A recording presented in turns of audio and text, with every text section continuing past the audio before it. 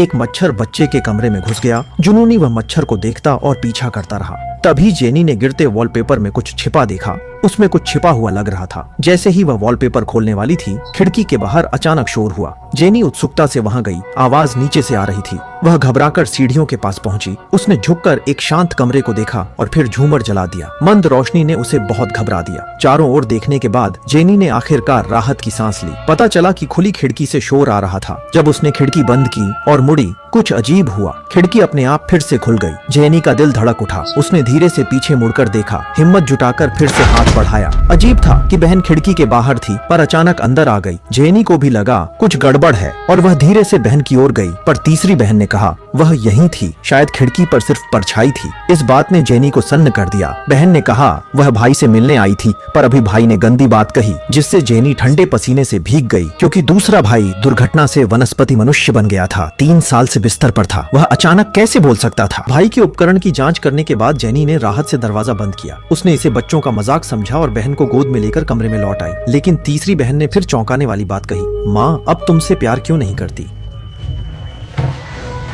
तुम्हें किसने बताया?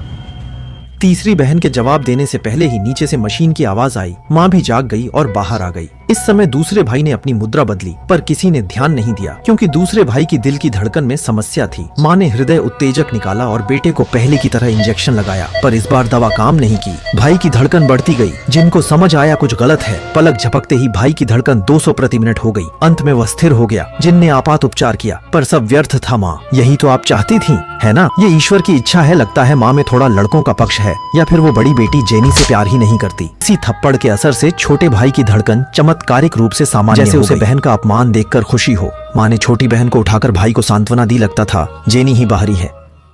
वो थोड़ी दुखी होकर कमरे से, पर वो नहीं जानती थी कि जैसे ही वो ऊपर गई, छोटा भाई होश में आ गया। आवाज सुनकर जेनी वापस लौटी। बाहर का कुत्ता भी दौड़कर आया और भौंकता। छोटा भाई उसी मुद्रा में पड़ा रहा, बिना हिले। पर दुर्भाग्य भी इसी पल से शुरू हुआ। अगले दिन बहनें जल्दी उठ गईं। जेनी थोड़ी देर बिस्तर पर लेटी रही। कमरे से निकलते ही देखा छोटी बहन मजे से खाना खा रही थी, क्योंकि आम तौर पर वही छोटी बहन की देखभाल करती थी। जब जेनी सोच रही थी किसने नाश्ता बनाया, तो अचानक शीशे में एक परछाई दिखी। पर जेनी के मुड़ते ही माँ आ गई। इससे जेनी इतनी डर गई कि ब्लड प्रेशर बढ़ गया। स्कूल में भी वो परेशान रही। वो परेशान होकर अपनी अलमारी की तरफ गई। वहां 2 लड़कियों को चुपके से कुछ लिखते देखा। जेनी को देखते ही वो भूत की तरह भाग गई। जेनी ने ध्यान से देखा तो वो उसके घर का चित्र बना रही थी। इस घर में क्या खास है, जानने के लिए वो स्कूल की लाइब्रेरी में घर की जानकारी खोजने गई। पता नहीं था, पर जानकर हैरान रह गई। 40 साल पहले इस घर में एक भयानक हत्याकांड हुआ था। घर के मालिक लाउरो एक आवाज के बहकावे में आकर 6 लोगों के पूरे परिवार को मार डाला। तभी दोस्त अताई ने एक हॉरर फिल्म सुझाई। फिल्म का पोस्टर वही घर था जहां जेनी रहती है। उस पल जेनी को समझ आया वो एक भूतिया घर में रह रही है। वो तुरंत घर जाकर माँ से पूछने लगी। दरवाजे की घंटी ने माँ बेटी की बहस रोक दी। जब जिन दीदी दरवाजा खोलने गईं, जेनी ने देखा उन्होंने क्रॉस को कबाड़ में फेंक दिया। लगता है भगवान पर विश्वास ही नहीं रहा। मेहमान छोटे भाई के डॉक्टर थे। पिछली जांच में छोटे भाई के दिमाग में कोई गतिविधि नहीं थी, पर जिन दीदी को लगता था कि अगर छोटा भाई आंखें खोल सकता है तो ठीक होने की उम्मीद है। डॉक्टर ने कहा ऐसा चमत्कार असंभव है, आज तक कोई उदाहरण नहीं। पर जिन दीदी ने हार नहीं मानी, उम्मीद थी डॉक्टर फिर से जांच करें। जेनी से देखा नहीं गया। जेनी गुस्से में उठकर चली गई। छोटे भाई के कमरे से गुजरते समय सुना छोटी बहन खुद से बात कर रही थी, जैसे किसी अदृश्य से बात हो। अंदर जाकर पूछा तो पता चला कोमा में पड़ा छोटा भाई न जाने कैसे छोटी बहन से कह रहा था कि वो उन्हें याद करता है। सब कुछ बहुत अजीब था। जेनी इन अजीब बातों से परेशान थी। उसकी नजर उस आधी फटी वॉलपेपर पर टिकी थी। तीव्र जिज्ञासा ने उसे बेड हटाने को मजबूर किया। पूरी वॉलपेपर फाड़ी तो पीछे उस हत्याकांड के खून के निशान थे। जेनी ने तुरंत नेट से हत्या की तस्वीरें निकाली। बिल्कुल इस दीवार जैसी ही थी। वो बेचैनी से सो गई। पता नहीं था कि कुछ। उसकी रजाई में घुस गई। घड़ी 3:15 बजे जम गई। जेनी ने स्पष्ट रूप से कुछ अजीब देखा। सोचा कि तीसरी बहन अंदर आई है, लेकिन उसने बहन को नहीं छुआ, बल्कि नीचे से सिसी की आवाज आई। उसने हाथ बढ़ाकर चिपचिपा खून छुआ। जेनी तुरंत पलट गई। आंखों में दिखा खून से भरा दृश्य, लाल रंग की चादरें। वह डर से बिस्तर के नीचे गिर गई। जब वह धीरे धीरे बिस्तर के पास पहुंची, अचानक किसी ने उसे थपकी दी। वह पिछली मकान मालकिन थी। अच्छा हुआ यह सिर्फ एक बुरा सपना था, लेकिन अजीब बात यह थी जेनी द्वारा फाड़ा गया वॉलपेपर फिर से पहले जैसा हो गया था। लगातार अजीब घटनाएं हो रही थीं, जिससे जेनी घबरा गई थी। इसी समय अताई ने उसे एक नए छात्र से मिलवाया। बहन उसने जेनी के घर जाने का प्रस्ताव रखा, हॉरर फिल्म डेविल में क्राई देखने के लिए, और जरूर सुबह 3:15 बजे देखनी थी क्योंकि वह हत्या का समय था। ऐसा करने से अनुभव रोमांचक होगा।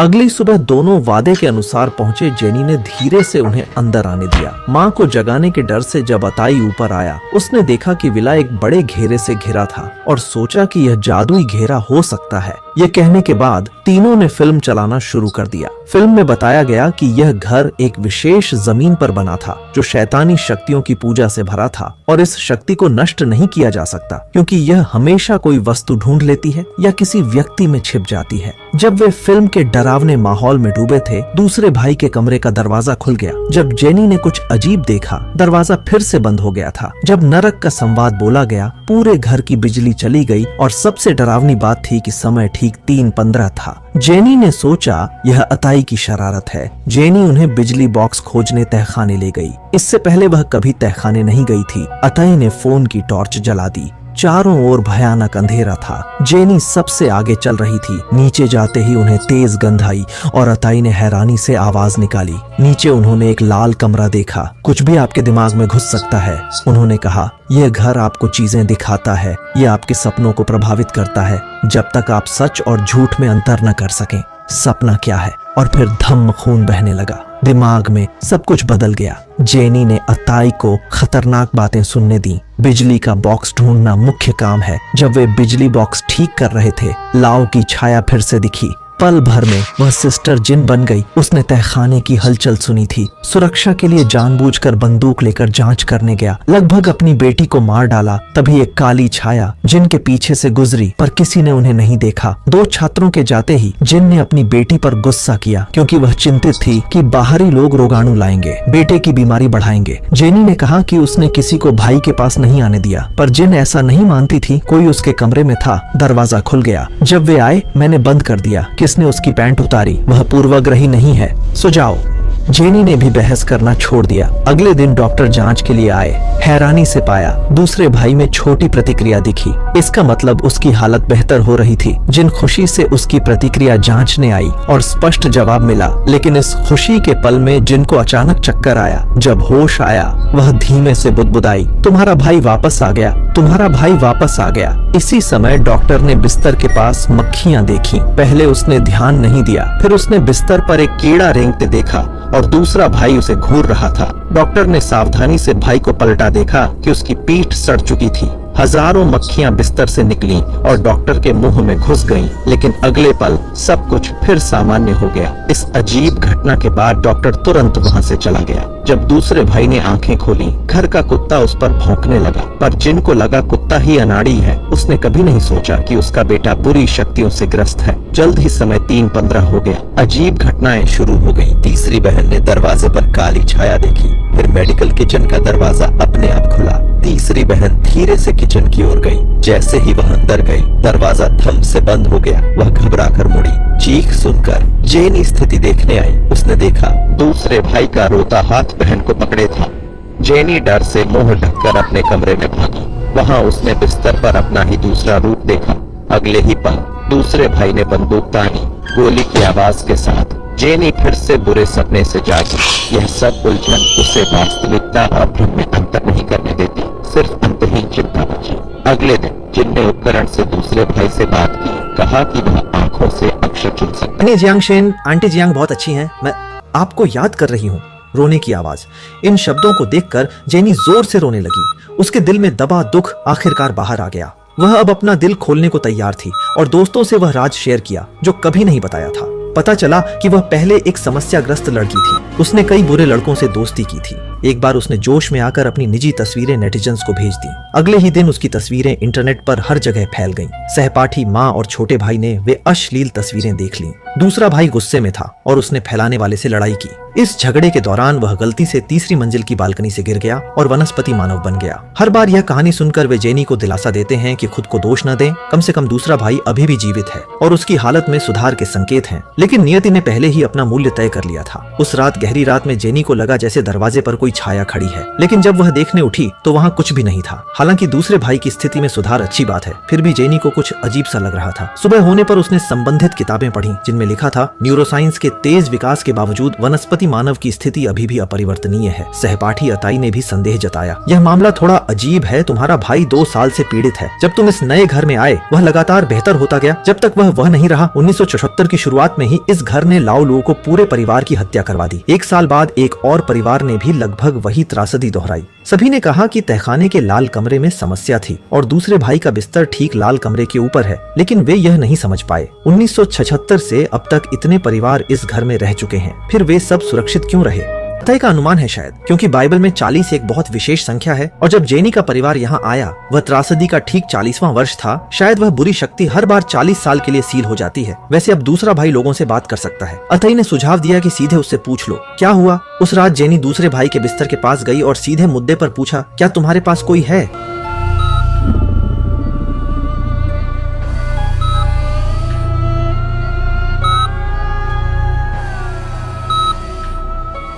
मैं उसे रोकने के लिए क्या कर सकती हूँ? आपकी क्या मदद कर सकता हूँ?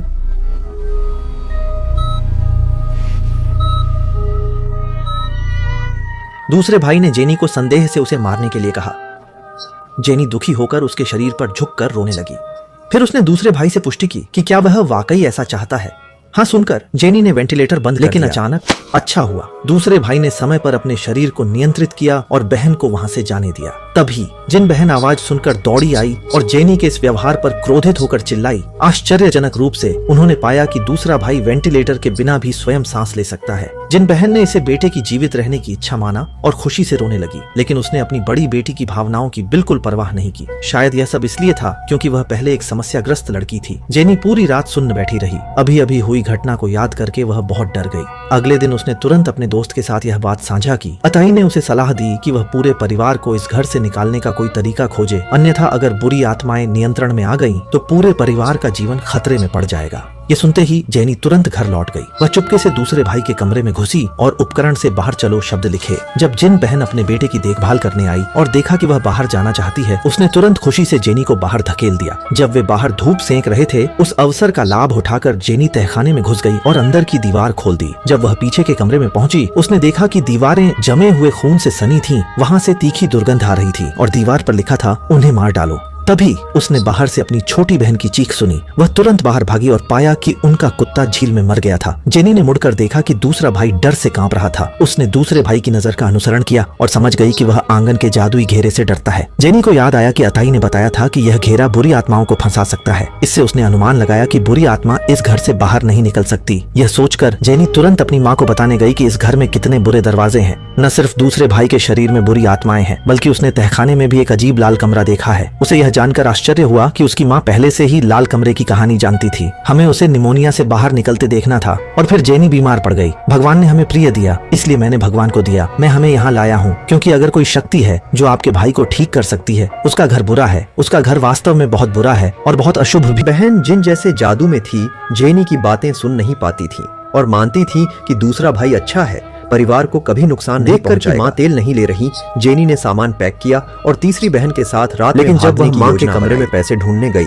जब जेनी फिर जागी, उसे सिर में तेज दर्द महसूस हुआ। इस समय वह अपने बिस्तर पर लेटी थी, जैसे कि पहले कुछ भी नहीं हुआ था।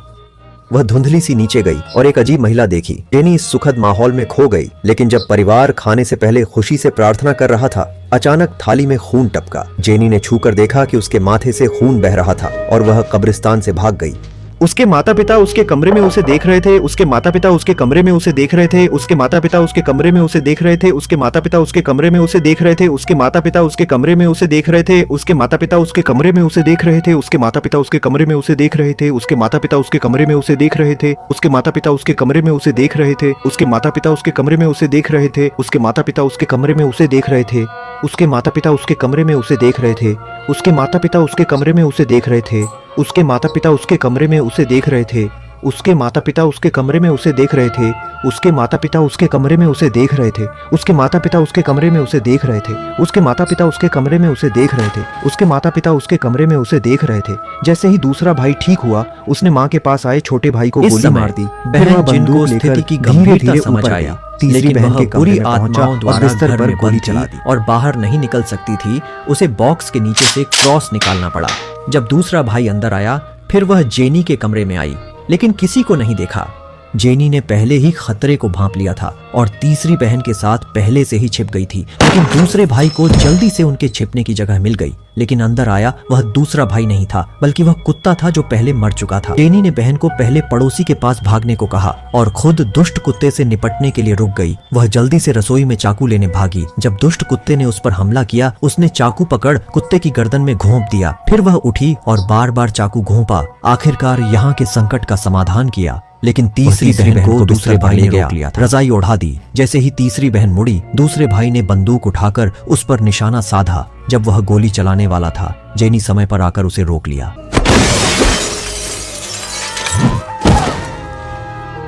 फिर जेनी मुश्किल से उठी और नीचे दूसरा भाई तीसरी मंजिल से गिरे जैसा था, दयनीय रूप से जेनी से विनती कर रहा था।